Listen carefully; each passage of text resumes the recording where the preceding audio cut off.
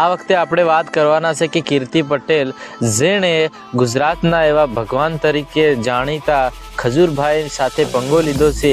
ખજૂરભાઈ સાથે પંગો લીધો એટલે કે તો સમાજ સેવક કહેવાય.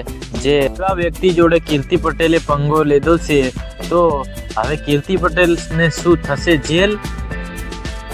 કીર્તિ પટેલ છે જે તે વારે ઘડીએ લાઈવમાં આવીને ખજૂરભાઈને ખરું ખોટું બોલી રહી છે. 2 વખત લાઈવમાં આવી છે અને હજુ પણ લાઈવમાં કીધું છે કે હજુ પણ લાઈવમાં આવીશ અને એની વિશે બોલીશ. એટલા માટે હવે ખજૂરભાઈ એમને મુંહ તોડ જવાબ આપવાના છે. અત્યારે સોશિયલ મીડિયામાં બહુ જ ચાલી રહ્યું છે કીર્તિ પટેલ અને ખજૂરભાઈના વિવાદ વિશે.